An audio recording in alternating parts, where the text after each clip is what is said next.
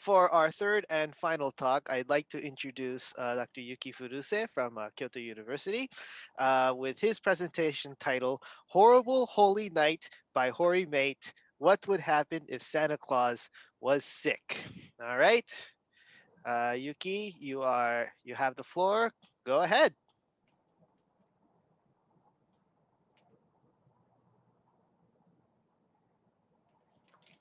Sorry, you're muted. We can't hear you. I'm sorry. Can you hear me now? Yes, we can. Hey, thanks. So in my title, mate should be pronounced in Australian accent to rhyme it. So the title of my talk tonight is Horrible Holy Night by Hoary Mate.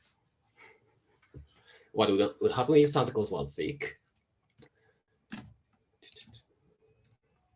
So this talk is going to be about infectious disease mathematical modeling, although the title doesn't say anything about that.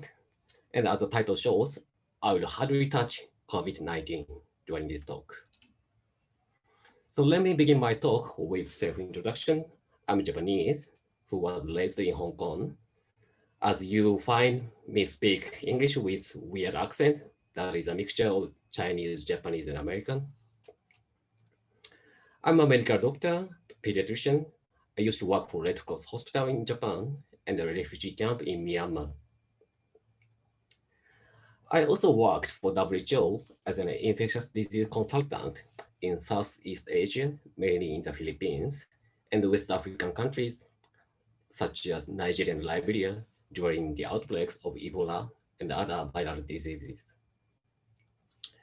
And I'm a medical researcher of viruses in Duke University in the United States, and now in Kyoto University in Japan. Since February this year, I have been a consultant of COVID-19 National Task Force, or in Japanese, Cluster Taisaku. As a member of that task force, I am one of those who establish a system that draw dot figures automatically every day. And I'm the one who translated Sanmitsu to the 3Cs to promote the idea about how to prevent disease transmission. So speaking of COVID-19, I bet you have seen or heard many news about projection or prediction of future pandemic. So behind these articles, there is a mathematical model. So in this talk, I'm going to explain what mathematical model is and how we can use that, especially for Christmas fantasy. So mathematical model is a mechanism to explain transmission dynamics that can connect parameters and output data.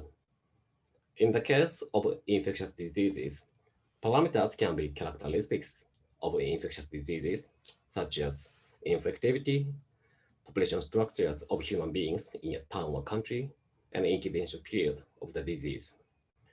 And the mathematical model, the most popular mathematical model used for infectious diseases is called SIR model, and output data can be the daily number of new cases. So when you use this mathematical model from left to right by inputting parameters to SIR model, you can get output data such as daily number of infected cases that can be compared with the real world data or can be used for future projection or scenario simulation. Or you can use this SIR model from right to left using what we observed in the real world, such as daily number of new cases. SIR model can estimate key parameters, such as how many people will get infected from one individual. So in this talk, I'm going to use SIR model for scenario simulation. So what is SIR model is? So in SIR model, population are classified into one of three categories: S, susceptible; I, infectious; or R, recovered. For example, I label 990 people as S susceptible and 10 people as I, infectious, and 0 to R, recovered on day 1. Then SIR model can predict or simulate how those numbers will be changed on the next day. And those that change can be expressed with those differential equations, but no worries, I won't use them in this talk. So the most people will remain in the current status. So 990 people in susceptible will be remaining in susceptible on day 2. But some of them can be transitioned from S to I, and some of infectious people can be transitioned from I to R. In this case, 15 from S to I, and 4 from I to R. Then we are going to get the number of susceptible people on day 2 as 975, and for R, there should be 4 recovered people because we have influx from infectious status. And as for infectious people, there was an influx of 15 people from S, but they lost 4 people to R. So 15 plus 10 minus 4 will be 21. That's how we get the number on day 2. In stochastic SI model, which is one kind of SI model that I will use in this talk, those transition number will be determined by probability. So how can we know that probabilities from S to I and I to R? To know the probability from S to I, we are using R0, or basic reproduction number. That is the number of people who get the infection from one infectious individual. Just for your information, that number is somewhere around 1.5 for influenza. The number can be up to 20 for measles. And that ranges between 2.0 and 3.5 for the novel coronavirus. And by using the basic reproduction number or R0, we can get the probability by this formula. And no worries, you don't have to understand that. What I'd like you to know here is that higher probability means that you are more likely to get infection.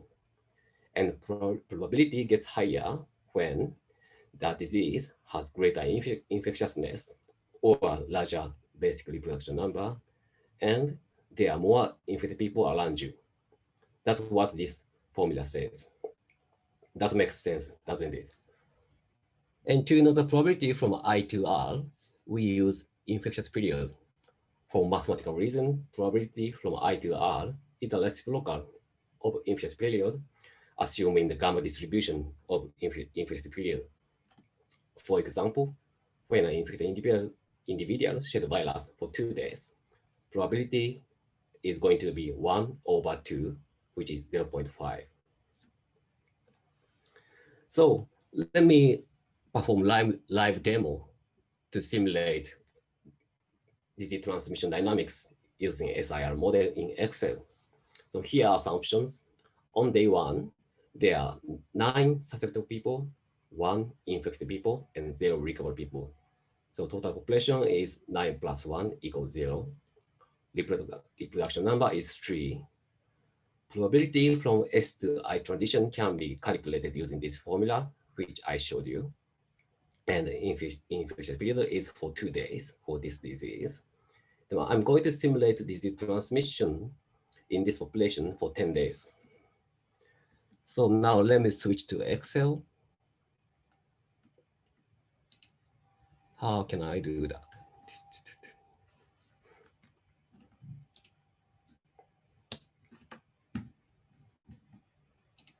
Yeah, let me change my screen to Excel. I lost bars. Oh, I cannot find any button for share screen now. Oh, it should be there still. Let me see.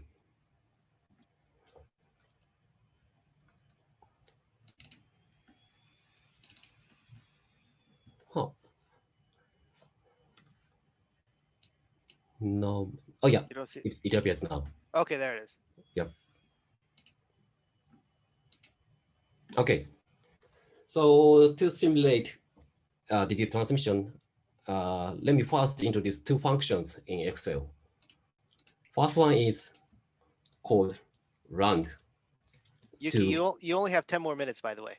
okay, great. To round. So this function will give you random value between 0 and 1. And I can reset this value every time, anytime I want, like this. Now it's 0 0.3, 0 0.8, 0 0.9, 0 0.4, 0 0.3. It's random. The other function I'd like to explain is if function. And in if function, we are going to put three items. First one is condition. Second one is what will be displayed if that's true. And the third one is otherwise. For example, in condition, I'm going to put if this value is smaller than 0.5, please display low. Otherwise, please display high. Hit enter. You get high here because this value is bigger than 0.5.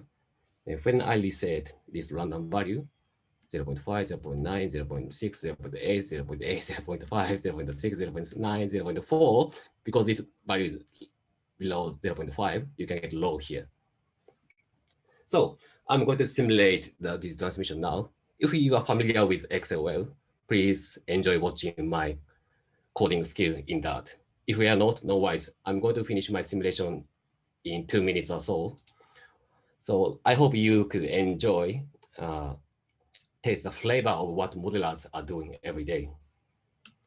So as an assumption, there should be 10 people in this population. So from A to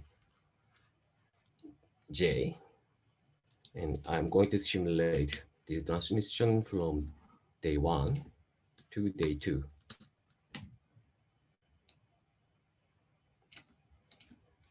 And 9 of them are susceptible on day 1, and only 1 was infectious on day 1. Also, I'm going to count number of infected people every day using some formula. This function will automatically calculate the number of infected people. Now we have only 1 infected people, the number is 1 here. If we have 2, the value will be automatically updated to 2. We have 3, the value would be 3.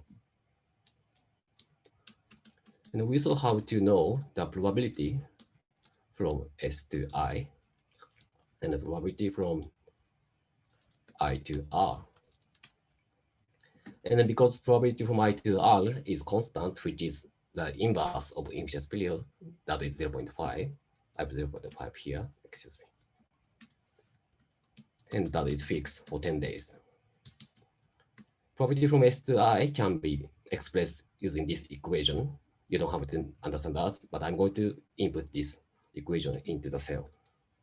1 minus parenthesis 1 minus reproductive number by inverse of infectious period divided by total population to the power of number of infected people. And let's see what will happen for this person A. This one was susceptible on day 1, so I'm wondering whether this one will get infected or will remain insusceptible. So if this guy is susceptible, let's see random value to check stochasticity. If this random value is lower than probability from S to I, then this one will get infected. Otherwise, he or she can remain as susceptible. Or this one might be infected already.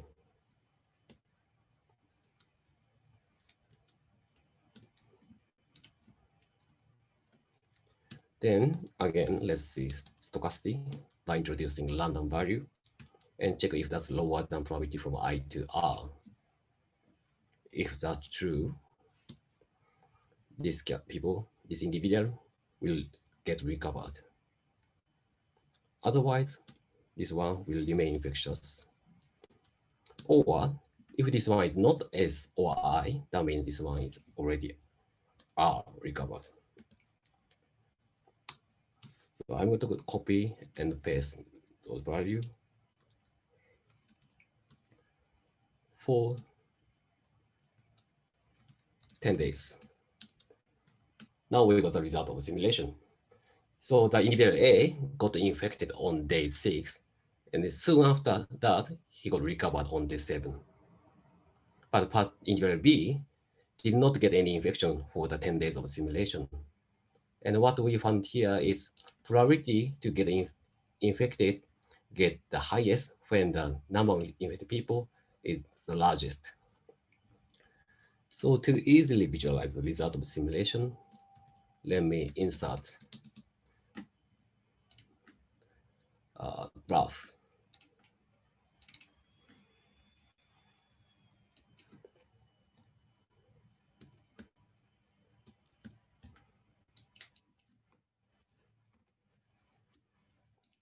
Okay, this is the result of our simulation. And again, I introduced stochastic in my simulation. So every time I reset random value, I will get a different result. So this is the result of simulation 1, simulation 2, simulation 3, 4, 5, 6, 7, 8, 9, 10. I have run 10 simulations already. This is how SI model works to simulate disease transmission. Okay, let me go back to PowerPoint presentation. I will finish in 5 minutes or so. You have 3 minutes, 20 seconds. Give me 5 minutes. Yeah, you have 5 minutes.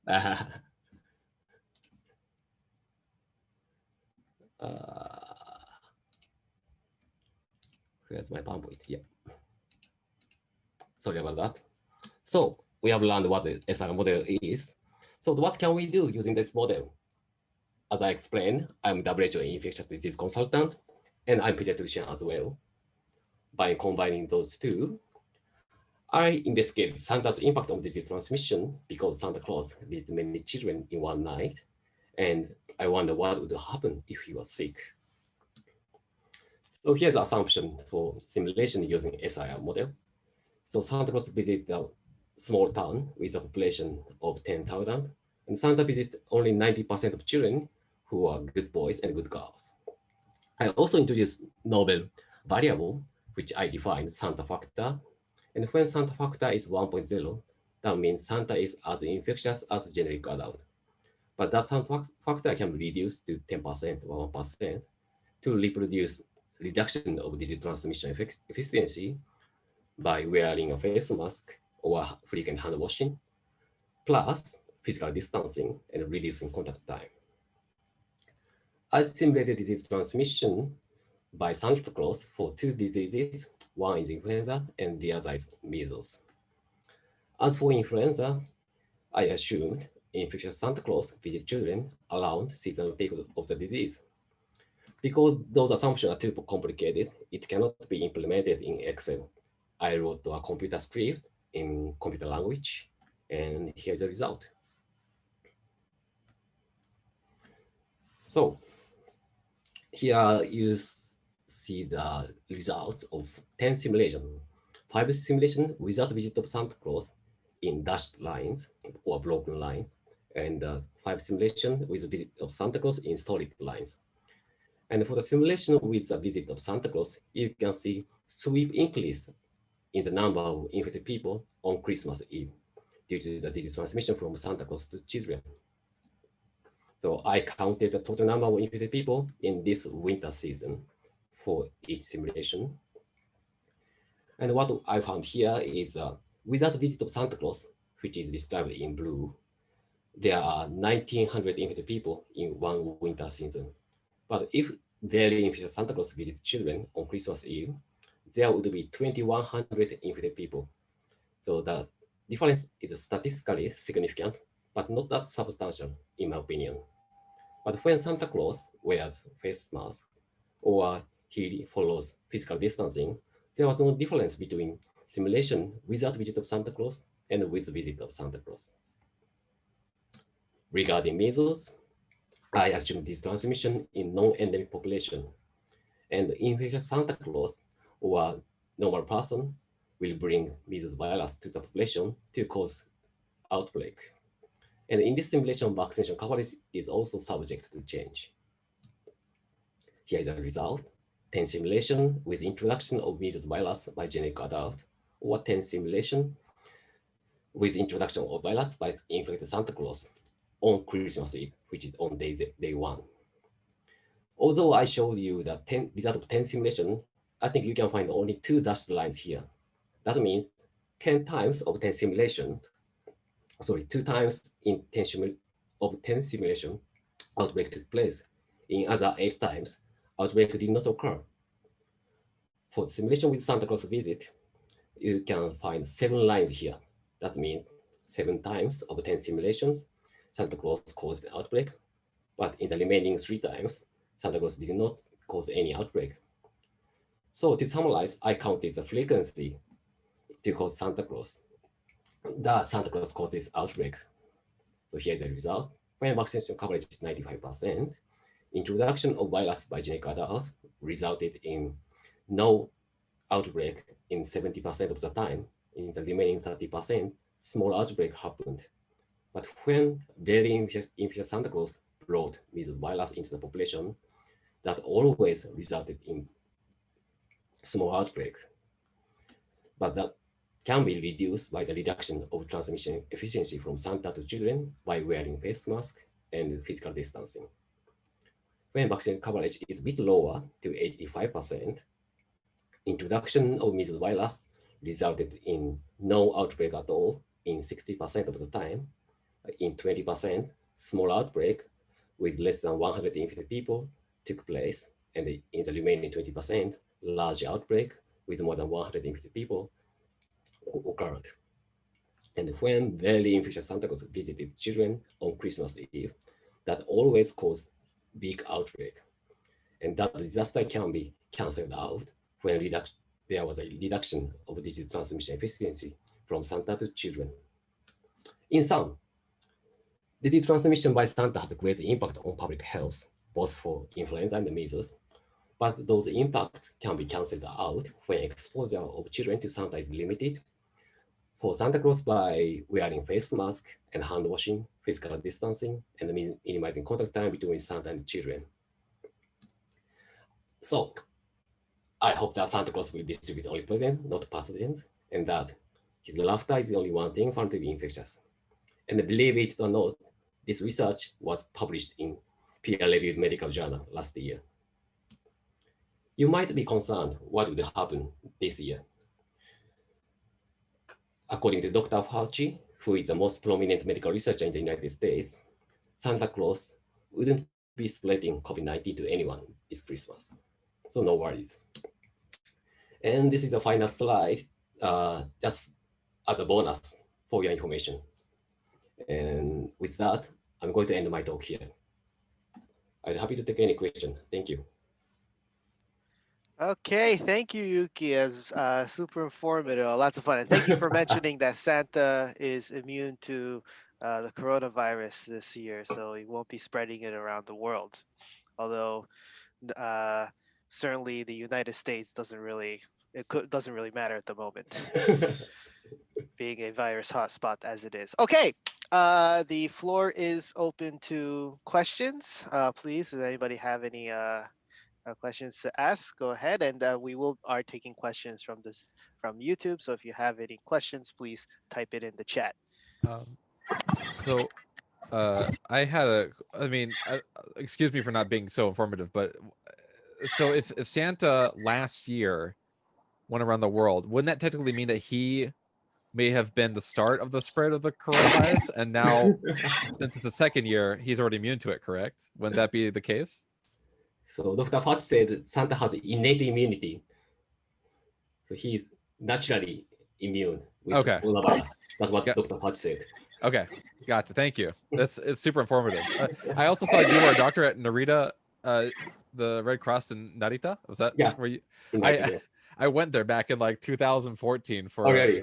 for a checkup. Yeah, I Yeah. wonder if you were there at the same time. Yeah, I worked there because I wanted to see many patients from tropical countries like malaria or dengue fever. Oh, That's okay, why I okay. worked there. Yeah.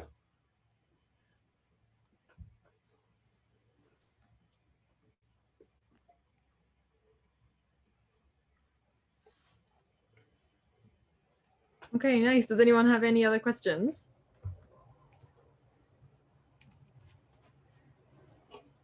I don't have a question. That was so interesting. Seeing you like write on Excel live was really, really interesting to see. Yeah. I have a question again for Yuki. Yeah, sure. How often do you make simulations like that? How often do I what? So say again? Make those simulations? As a researcher, Yes. how often? Actually, I'm not modeler in my research. I'm more like epidemiologist. So I'm always traveling the world to count the number of patients, like pneumonia in the Philippines, malaria in Thailand, Ebola in DRC. So I'm always counting the number of patients. And sometimes the government would like me to give them projection. So in that case, I use this kind of thing. So maybe once a year. So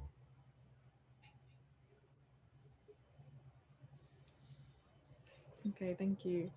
So we have, I think Matt's microphone was making some noise. So so he's typed a question in the chat, which I'll read out. So when the range of variation is considerable, how do you decide which one is most likely? yeah, so in this Excel example, I'm just put stochastic using random function in Excel. But in reality, for research purpose, we use what we call prior distribution. So we can input likelihood for each parameters. So infection period may vary from 1 day to 7 days, but most likely it should be 5 days. We can input those kind of things as a parameter. Right. Okay, nice. And then Looks like we got something on the YouTube. Yeah, so on YouTube, Shigeru Fujita said, in Excel, the graphs change very much depend on random values. Yeah, when you try to estimate future movement of infected people by SIR model, how many times do you need to run the simulation? As many as I want. Is it, I usually run simulation 500 to 1,000 times. Right. So much more than 10. Much more than 10. I guess you can just do it instantly. Yeah. Right? By doing that, we can get like what we call 95% confidence interval. By repeating simulation, we can get the range of the possible future. Yeah, like with the Santa Claus one, I was trying to see kind of an average curve, but it seemed like it was very different every single time. Yeah, true. Thank you. Okay, any other questions? I think we have time for a couple more. I have a question. You've been around the world and been exposed to many really nasty diseases. What was the most scary one?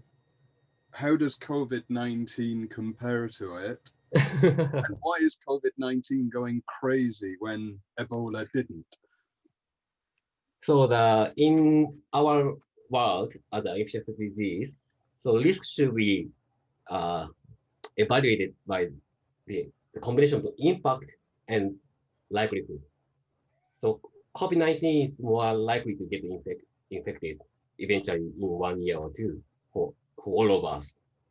But the case fatality ratio is less than 1%, so which is not that scary for me as someone in his 30s, but not for 50s or 60s. Case fatality rate can be high at 2%. But for Ebola virus, which is super unlikely to get infection, but if you contracted with the virus, you will die in the 70% of the chance. 70%, 70. So it sounds scary, but it's almost impossible for me as a medical doctor to get the infection because I know how to prevent the transmission. So the Ebola virus is transmitted through blood. So unless I touch blood, I will not get infected. So I feel safe for Ebola virus. But for COVID-19, as you might know, it can be transmitted via what we call airborne transmission. So it's virtually impossible to reduce the risk to zero. So in my opinion, COVID-19 is more scary.